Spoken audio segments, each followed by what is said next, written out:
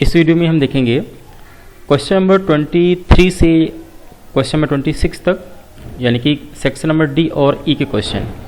तो जो हमारे स्टूडेंट्स इसके पहले के क्वेश्चन सॉल्व कर चुके हैं, यानी कि 1 से लेके 22 तक, और वो बहुत ही बेसब्री से वेट कर रहे थे, तो उनको मैं सबसे पहले तो थैंक यू कहूँगा, ताकि आप हमारे इस चैनल से जुड़े हुए हैं, आप हम पे फेथ करते हैं, ताकि हमारे क्वेश्चन का जो भी हमारा यहाँ पे सोल्यूशन है उस पर आप अपना फेथ की वजह से हमारा वेट कर रहे हैं। इसके लिए बहुत बहुत थैंक यू। तो देखिए यहाँ पे हम जो क्वेश्चन सॉल्व करेंगे, तो सबसे पहले आपको पता है कि दोनों लैंग्वेज में हिंदी प्लस इंग्लिश, तो जो हमारे स्टूडेंट्स जिस लैंग्वेज के यहाँ पे स्टूडेंट्स हैं वो अपने हिसाब से क्वेश्चन को सॉल्व कर सकते हैं। तो देखिए मैं आपको समझाते हुए यहाँ पे सॉल्व करूँगा, ताकि आपको इन केस सोल्यूशन के अलावा आना भी चाहिए कि उसका रीज़न क्या है। तो देखिए यहाँ पे अगर हम सेक्शन डी की बात करेंगे, तो यहाँ पे क्वेश्चन पूछा गया है कि प्रदीप के विद्यालय की शिक्षिका विद्यार्थियों को शैक्षिक भ्रमण हेतु शक्ति संयंत्र यानी कि पावर प्लांट पर ले गई है।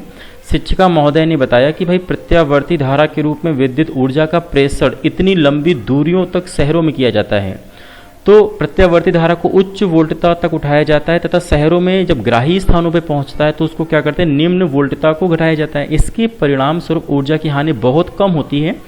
तो प्रदीप ने क्या किया, अपनी शिक्षिका महोदया की बात को ध्यानपूर्वक सुना और प्रत्यावर्ती धारा को कम अथवा अधिक वोल्टता में करने के संबंध में उनसे कुछ क्वेश्चन पूछे।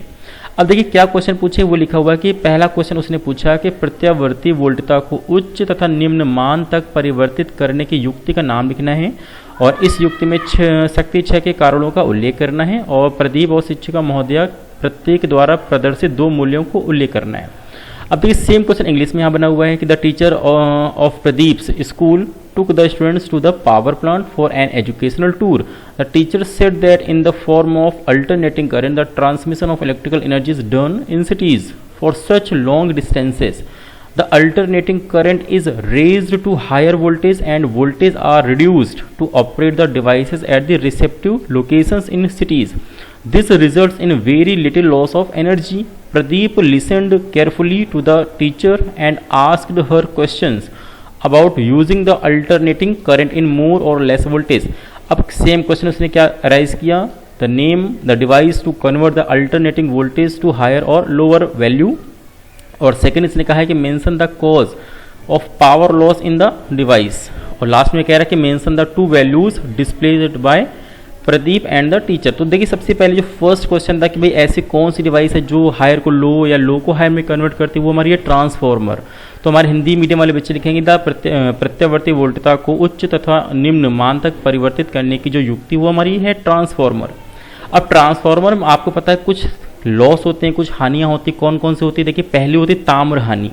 ये कब होती है आपको पता है, जो हमारे तांबे के तार का यूज़ करते हैं वाइंडिंग करते समय, ठीक है, कुंडली बनाते समय उनमें करंट फ्लो करती है तो हीट जनरेट करते हैं, इसकी वजह से हानि होती है। तो यहाँ पे लिखेंगे यह हानि तांबे के तार में धारा प्रवाहित होने के कारण होती है। और देखिए सेकंड यहाँ पे लिखा हुआ कि लो हानि, ये कहाँ होती है, ये ट्रांसफार्मर के जो क्रोड में हम देखते हैं कि भंवर धाराएं फ्लो करती हैं, तो उस भंवर धाराओं के कारण इसमें क्रोड में हानि होती है। नेक्स्ट हमारा है चुंबकीय फ्लक्स क्षरण। तो ये देखिए क्या होता है कि चुंबकीय फ्लक्स का क्षरण होता है जब प्राथमिक कुंडली का जो फ्लक्स हमारा जनरेट होता है वो पूरी तरीके से सेकेंडरी को नहीं कट कर पाता, उससे हमारा चुंबकीय फ्लक्स का क्षरण होता है। और लास्ट में देखेंगे शैथिल्य हानि। क्रोड क्या होता है, बार बार चुंबकित होता है, बार बार विचुंबकित होता है, इसकी वजह से हमारी जो भी हानि होती है वो हमारी क्या होती है, शैथिल्य हानि। तो ये हमारे इसके रीजन थे। अब देखिए शिक्षिका ने क्या बताना चाहा, उसके 2 मूल्य क्या क्या। तो सबसे पहले आप देखेंगे कि फर्स्ट है कि शिक्षिका ने शक्ति संयंत्र की तो देखिए यहाँ पे सबसे पहला है कि शिक्षिका ने शक्ति संयंत्र के बारे में बताया कि भाई घरों में जो हमारी लाइट आती है वो कहाँ से आती है। पहला वो पावर प्लांट से यानी जनरेट होती है, तो पावर प्लांट का कॉन्सेप्ट बताया। और दूसरा बताया कि पावर प्लांट से जो हमारी सिटीज़ में आती है वो ट्रांसफार्मर के थ्रू डिस्ट्रीब्यूट की जाती है, जहाँ पे हम हायर को लो या लो को हायर में कन्वर्ट करते हैं। उसके बाद यहाँ पे हम बात करेंगे प्रदीप द्वारा क्या 2 मूल्य प्रदर्शित किए गए। तो प्रदीप के देखिए मन में इच्छा थी, सबसे पहले वो समझना चाह रहा था कि भाई ट्रांसफार्मर है क्या, कैसे उसको लो या हाई में कन्वर्ट करता है। तो उसके मन में जो इच्छा थी वो थी ट्रांसफार्मर की क्रियाविधि के बारे में समझने की। दूसरा ट्रांसफार्मर अगर समझ रहा है वो, तो उसमें क्या क्या हमारे यहाँ पे लॉस हो सकते हैं, क्या क्या हानि हो सकती है। तो प्रदीप ने ट्रांसफार्मर में होने वाली शक्ति 6 को भी समझाया जाना। तो अब उसी को इंग्लिश में यहाँ देख सकते हैं कि भाई ट्रांसफार्मर इज यूज्ड टू। तो यहाँ पे आप देखेंगे कि जो सबसे फर्स्ट क्वेश्चन है कि भाई transformer is used to convert high AC voltage to low AC voltage and vice versa. इसका उल्टा भी सही है, ओके। और सेकंड यहाँ पे है कि the power losses in this device, आपको पता है कि एक तो कॉपर लॉस है, this loss occurs in copper wires winding due to the flow of current. Second है आयरन लॉस, थर्ड है मैग्नेटिक फ्लक्स लीकेज, और फोर्थ है हिस्टेरिसिस लॉस। मैंने आपको चारों एक्सप्लेन कर दी हैं हिंदी में, बस आप उसको यहाँ पे जस्ट समझते हुए लिखना है। और इसके बाद अगर हम बात करें भाई values displayed by the teacher, teacher क्या समझाना चाह रहे थे, तो सबसे पहले पॉइंट है कि teacher told about the power plant. Okay, power plant के बारे में समझाना चाह रहे that how the electricity generate okay या फॉर्म्ड। और सेकेंड यहाँ पे कि and explained about the transformer that how the high voltage is converted to low. उसके बाद उन्होंने ट्रांसफॉर्मर के बारे में सिखाया। और उसके बाद हम देखेंगे कि भाई values displayed by the Pradeep, Pradeep ने क्या सीखने की कोशिश की, तो यहाँ पे है कि भाई Pradeep wants to know about the working of transformer, वो वर्किंग समझना चाह रहा था ट्रांसफॉर्मर की। और सेकंड उसने ये भी जाना कि भाई power loss occurs in the transformer, कि कौन कौन से पावर लॉस होते हैं। तो ये देखिए हमारा क्वेश्चन नंबर 23 है। तो आपको पता है कि 23 से लेकर 26 तक आपको ऑप्शनल है, कोई एक क्वेश्चन करना है, तो चाहे तो आप इसी को समझ के यहाँ पे लिख सकते हैं, सीधे 24 में आ सकते हैं। लेकिन अगर कोई बच्चे 23 का सेकंड पार्ट में अगर उनको इंटरेस्ट है तो वो भी आप एक बार देख सकते हैं कि सेकंड पार्ट में आपको कोई एक लिखना है। तो सेकंड पार्ट में देखिए क्वेश्चन आया है कि भाई एक शिक्षक अपने भौतिकी की कक्षा में लेंज का नियम पढ़ा रहे थे। उन्होंने बच्चों को बताया कि भाई लेंज का नियम हमें परिपथ में प्रेरित धारा की दिशा को बताता है। इस नियम के अनुसार प्रेरित विद्युत वाहक बल की दिशा सदैव चुंबकीय फ्लक्स में परिवर्तन का विरोध करती है, जिसके कारण वह उत्पन्न होती है। इसका तात्पर्य यह है कि यदि चुंबकीय फ्लक्स में वृद्धि के कारण विद्युत वाहक बल प्रेरित होता है तो प्रेरित विद्युत वाहक बल की दिशा सदैव चुंबकीय फ्लक्स में वृद्धि का विरोध करती है तथा इसका विपरीत भी सदैव सत्य होगा। तो देखिए क्वेश्चन क्या है, सबसे पहले कह रहा है निम्न प्रश्नों का उत्तर दीजिए। फर्स्ट कह रहा है कि क्या लेंज का नियम ऊर्जा संरक्षण के नियम का पालन नहीं करता है, क्या ये बताना है। सेकंड है कि प्रेरित धारा की दिशा को और किस नियम से ज्ञात कर सकते हैं और दैनिक जीवन में लेंज का नियम किस प्रकार उपयोगी है। और इसी का सेम क्वेश्चन आप इंग्लिश में भी देख सकते हैं। तो आपके पास अगर क्वेश्चन पेपर है सीधे आप क्वेश्चन पेपर को देखिए और इसका यहाँ पे सोल्यूशन हम देखते हैं। तो देखिए सबसे पहले क्वेश्चन का सोल्यूशन ये कि भाई लेंज का जो नियम होता है वो बेटा ऊर्जा संरक्षण पे बेस्ड है सीधे, ठीक है। मतलब लेंज का जो नियम है ऊर्जा संरक्षण के नियम पे आधारित है, ये बात सत्य है, इसको सीधे लिखना है। दूसरा कह रहा है कि जो प्रेरित धारा की दिशा लेंज के नियम को तो आप जानते ही हैं कि हम प्रेरित धारा की दिशा ज्ञात कर सकते हैं, लेकिन इसके अलावा हमारे फ्लेमिंग का राइट हैंड यानी कि दाएं हाथ का नियम भी यूज़ कर सकते हैं हम लोग। इसलिए इसका आंसर होगा कि प्रेरित धारा की दिशा को लेंज के नियम के अलावा फ्लेमिंग के दाएं हाथ के नियम से भी ज्ञात किया जा सकता है। ओके। और दैनिक जीवन में आप देख सकते हैं कि भाई जो जनरेटर है, विद्युत मोटर है, इसमें हम जानते हैं फैराडे का लॉ यूज़ करते हैं। क्लियर, फैराडे के लॉ की वजह से ये हमारे डिवाइसेस हैं। और इसमें आपको पता है कि हमारी यहाँ पे मालूम है आपको कि प्रेरित धारा भी प्रोड्यूस होती है, ठीक है। तो ये आपके इसके दैनिक जीवन में इसको यूज़ कर सकते हैं। उसी को इंग्लिश में अगर हम लिखेंगे तो आप लिख सकते हैं भाई कि Lenz law follows the law of conservation of energy. Confirm है कि लेंज जो लॉ होता है वो हमारा law of conservation of energy पे बेस्ड है। और लास्ट में सेकंड क्वेश्चन है कि भाई Fleming right hand rule is also used to find the direction of induced current, कि फ्लेमिंग के राइट हैंड रूल का भी हम यूज़ करते हैं। थर्ड यहाँ पे दिया है कि Lenz law is used in electric motor and generator in daily life, ठीक है। तो ये हमारा यहाँ पे आंसर होगा। अब चलिए देखिए सेक्शन डी हमारा कंप्लीट हो चुका है। अब चलते हैं लास्ट इसका सेक्शन नंबर ई। तो यहाँ पे मैं पहले से आपको बता देता हूँ कि देखिए सेक्शन ई में जो हमारे 3 क्वेश्चन हैं, तो ये 3 क्वेश्चन आपको पता है कि इनमें भी ऑप्शन दिया है, तो मैंने सिर्फ सिंगल क्वेश्चन सॉल्व किया है क्योंकि आपको वही यहाँ पे लिखना है। तो आप अच्छे से समझ लीजिए, उसी को जस्ट आप अच्छे से नोट कर सकते हैं। तो देखिए फर्स्ट क्वेश्चन यहाँ पे ये कहा गया था कि भाई अगर 2 हमारे वायर्स हैं पैरेलल जिनमें करंट फ्लो कर रही है, उनके बीच का जो गैप है वो स्मॉल डी है, तो सेकंड वाले पे या आपस में कितना फोर्स लगेगा वो बताना है। और इसके अलावा इसमें कब प्रतिकर्षण यानी कि अट्रैक्शन फोर्स कब प्रतिकर्षण यानी कि रिपल्सन फोर्स और कब अट्रैक्शन फोर्स लगेगा ये आपको बताना है।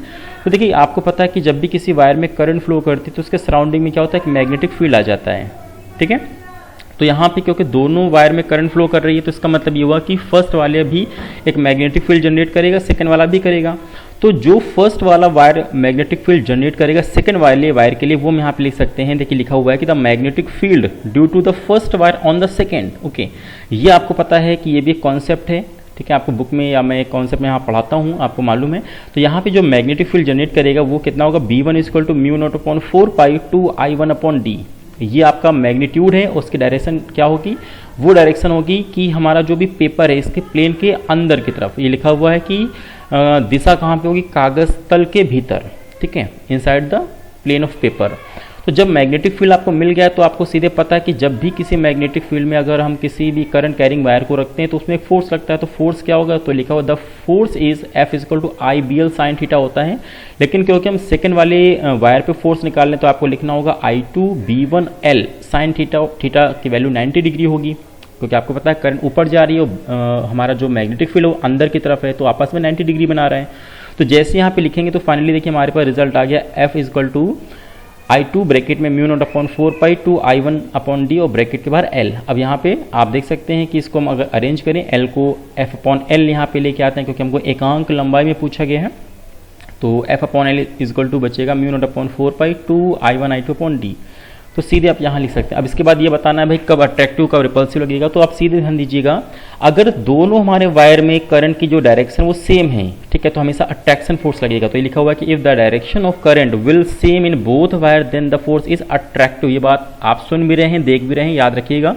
अगर दोनों वायर में करंट हमारी क्या है सेम डायरेक्शन में तो अट्रैक्टिव, और अगर विपरीत यानी अपोजिट डायरेक्शन में तो हमेशा रिपल्सिव लगता है। वही आपको हिंदी में भी लिखा हुआ मिल जाएगा। चलिए इसके बाद देखते हैं क्वेश्चन नंबर 25।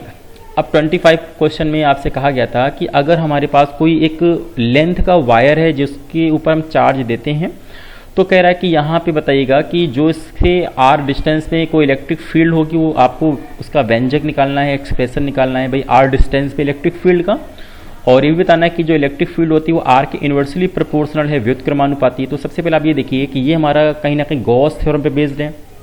आपको एक वायर यहाँ बनाना है, उस पर चार्ज देना है। तो उस चार्ज से मान लेते हैं वायर से आर डिस्टेंस पे कोई पॉइंट पी ले लिया, तो अगर गॉस थ्योरम अप्लाई कर रहे हैं तो ये पॉइंट को क्लोज करना पड़ेगा, यानी कि पूरे वायर को बंद करना पड़ेगा। तो वायर को बंद करने का एक तरीका है कि इसको सिलेंड्रिकल रूप में हम इसको पूरी तरीके से चारों तरफ से ढक सकते हैं, बना सकते हैं, यानी बंद कर सकते हैं। तो जैसे आप सिलेंडर बनाएंगे तो देखेंगे इस पर 3 एरियाज हैं, एक टॉप एरिया, एक बॉटम, एक सराउंडिंग का। तो इस तरीके से 3 एरियाज आप देखेंगे। तो इस तरीके से आपको फ्लक्स जब निकालेंगे, क्योंकि हमारी गॉस थ्योरम में फ्लक्स ही हम कैलकुलेट करते हैं, तो आप लिखेंगे phi is equal to E vector dot A vector. और क्योंकि 3 एरिया हैं तो इस बार 3 पार्ट में ब्रेक करना पड़ेगा। तो आप लिखेंगे ई A1 कॉस थीटा 1 प्लस ई A2 कॉस थीटा 2 प्लस ई A3 कॉस थीटा 3। और यहाँ पे पहले के 2 हमारे जो एंगल हैं वो तो 90 डिग्री हो जाएंगे। क्यों? क्योंकि इलेक्ट्रिक फील्ड तो हमेशा आपको पता है प्लस से बाहर निकलती है, यानी कि हॉरिजॉन्टल रहेगी। लेकिन जो एरिया होता है वो प्लेन के परपेंडिकुलर होता है। तो A1 की डायरेक्शन ऊपर, A2 की डायरेक्शन नीचे और A3 की डायरेक्शन जस्ट E की डायरेक्शन में, ठीक है। तो इस तरीके से आप देखेंगे 2 एंगल 90 बनेंगे और एक एंगल हमारा 0 डिग्री बनेगा। तो जब आप लिखेंगे तो फ्लक्स हमको मिल गया phi is equal to E into A. A क्या है? एरिया। कौन सा एरिया? जो आपका सिलेंडर में सराउंडिंग एरिया है। तो इसको हम लिख सकते हैं 2 पाई आर एल। तो एक तो फ्लक्स यहाँ से हमको मिल गया। दूसरा जो फ्लक्स है वो गॉस थ्योरम से आप निकाल सकते हैं कि flux phi is equal to Q upon epsilon naught. अब दोनों को देखिए आप इक्वल करेंगे तो इक्वल करने के बाद आपको सीधे मालूम चल जाएगा कि इक्वल करने से हमें इलेक्ट्रिक फील्ड कितनी है। तो इलेक्ट्रिक फील्ड आपको मिलेगी E is equal to lambda upon 2 pi epsilon naught R. यहाँ से आप खुद देख सकते हैं जो हमारा ई है वो इन्वर्सली प्रोपोर्शनल है आर के, यानी ई हमारा व्युत्क्रमानुपाती है आर के। क्लियर? यहाँ तक आपको अच्छे से लिखना है। उसके बगल में आप यूनिट भी लिख सकते हैं कि न्यूटन पर कूलॉम इसकी इलेक्ट्रिक फील्ड की यूनिट होती है। तो आई थिंक सभी बच्चों को 25 क्वेश्चन अच्छे से समझ में आ गया होगा। बस आपको जस्ट समझते उसको कॉपी करना है, पहले आप समझ लीजिए फिर लिखना है। अब देखिए लास्ट क्वेश्चन यहाँ पे लिखा हुआ है। तो सबसे पहले लास्ट क्वेश्चन में कहा गया कि भाई व्हाट इज इंटरफेरेंस, व्यतिकरण होता है क्या है, इसकी डेफिनेशन बतानी है आपको। तो देखिए हिंदी मीडियम वाले बच्चे क्या लिखेंगे कि जब 2 एक समान आवृत्ति एवं लगभग समान आयाम की 2 तरंगे जिनके बीच का कालांतर नियत होता है यानी कि कांस्टेंट होता है, किसी एक दिशा में गमन करती हैं तो आपस में अध्यारोपित होने के कारण उनकी तीव्रता या तो बढ़ जाती है या फिर कम हो जाती है। तो जब तीव्रता अधिकतम होती है तो उसको हम बोलते हैं समपोषी व्यतिकरण, और जब तीव्रता न्यूनतम होती है उसको हम क्या कहते हैं? विनाशी व्यतिकरण। और ये जो हमारी क्रिया विधि होती है इसको हम क्या कहते हैं? व्यतिकरण। और इंग्लिश मीडियम वाले स्टूडेंट्स यहाँ लिखेंगे कि व्हाट इज इंटरफेरेंस। तो आप लिखेंगे कि भाई when 2 waves okay of same frequency approximately equal amplitude having constant phase difference travels in the same direction incident on a particle then the intensities varies okay। और यहाँ पे कैसे वेरी करके देखिए, if the phase difference is 0 then the interference is called constructive interference means intensity will be maximum okay, and if the phase difference is opposite then the interference is called destructive interference। इसको आप diagram से भी समझ सकते हैं। देखिए यहाँ पे आपको दो वेव दिखाई गई हैं। तो फर्स्ट वेव का एम्पलीट्यूड आपका A1 है, सेकंड वेव का एम्पलीट्यूड A2 है, दोनों की फ्रीक्वेंसी एकदम सेम है। तो जब ये आगे जो पॉइंट है इस पे इंसिडेंट होती हैं तो आप देख सकते हैं अगर सेम यहाँ पे अगर फेज डिफरेंस 0 है तो यहाँ पे जो हमारा इंटेंसिटी वो देखिए लगातार कंटिन्यू बढ़ गई है ना। बढ़ने से हमारा कौन सा इंटरफेरेंस होगा, कंस्ट्रक्टिव। और जब ये अपोजिट में होते हैं तो अपोजिट की वजह से इनके आपस में इंटेंसिटी कैंसिल आउट हो जाती है, तो डिस्ट्रक्टिव यानी कि विनाशी व्यतिकरण बनता है। इसको अगर हम एक्सप्रेशन से देखेंगे तो आपको पता है भाई फर्स्ट हमारी जो वेव है उसका इक्वेशन क्या होता है, y1 equal to A1 sine omega T, और सेकेंड वाली का क्या होगा, y2 equal to A2 sine omega T plus phi, क्योंकि सेकेंड वाली वेव में फर्स्ट वाली वेव से कुछ फेज डिफरेंस हो सकता है, इसलिए फाई लेके चलना है आपको। तो अगर एक ही डायरेक्शन में जा रहे हैं तो आपको जो भी निकालना है इसका एम्पलीट्यूड आपस में ऐड कर दिया, तो y equal to y1 plus y2। अब इसी को बस देखिए मैथमेटिक्स सॉल्व करते जा रहे हैं, तो सॉल्व करते करते हमको ये एक इक्वेशन मिल गई कि y equal to capital R sine omega T plus phi. ठीक है, ये हमारी मेन वेव की इक्वेशन है। अब इक्वेशन जो हमारी बनाई गई है इसको आप देखेंगे कि 1 और 2 को स्क्वायर करके ऐड करेंगे तो कहीं ना कहीं फाइनली हमको जो वेव मिले तो उसका हम एम्पलीट्यूड का फॉर्मूला बना सकते हैं, R equal to under root A1 square plus A2 square plus 2A1 A2 cos phi. अब यहाँ पे पूछा गया कि जो हमारी कंस्ट्रक्टिव इंटरफेरेंस है उसकी इंटेंसिटी का व्यंजक निकालिए। तो देखिए आपको मैंने पहले बताया कि कंस्ट्रक्टिव इंटरफेरेंस कब बनता है, जब आपका फेज डिफरेंस 0 हो, ठीक है, या फिर दोनों सेम फेज डिफरेंस में होना चाहिए। तो आप इसको ऐसे लिख सकते हैं कि फाई इक्वल टू 2πn, लेकिन n क्या होना चाहिए, 0 1 2 3 इस तरीके से होना चाहिए। तो अगर आप यहाँ पे फाई की वैल्यू को 0 पुट करते तो इंटेंसिटी आपकी मैक्सिमम होगी, कितनी होगी भाई, I max equal to A1 square plus A2 square plus 2A1 A2, या आप इसको ऐसे भी लिख सकते हैं I max equal to A1 plus A2 का होल स्क्वायर। और अगर हम डिस्ट्रक्टिव यानी कि विनाशी व्यतिकरण की बात करेंगे तो उसके लिए हमारा जो होना चाहिए फेज डिफरेंस होना चाहिए 2n-1 इंटू पाई, और पाई की वैल्यू क्या हो सकती है 1 2 3 करते हुए आपको लेना है। तो यानी कि हमारा अपोजिट के लिए फाई का फेज डिफरेंस हो या फिर 3 पाई या फिर 5 पाई। तो अगर आप यहाँ पे पाई रखेंगे तो आप देखेंगे कॉस पाई की वैल्यू, सॉरी हाँ यस, कॉस पाई की वैल्यू होती है -1, तो आपका हमारा जो इंटेंसिटी होगी वो तो मिनिमम होगी। कितनी हो सकती है, I minimum equal to A1 square plus A2 square minus 2A1 A2। तो इस तरीके से आपके 26 क्वेश्चन का ये हमारा एंड हो गया। तो आई होप आपको सारे क्वेश्चन, अब सेट एक जितने भी क्वेश्चन हैं आपको मैंने बारीकी से एक एक क्वेश्चन सॉल्व कराया है।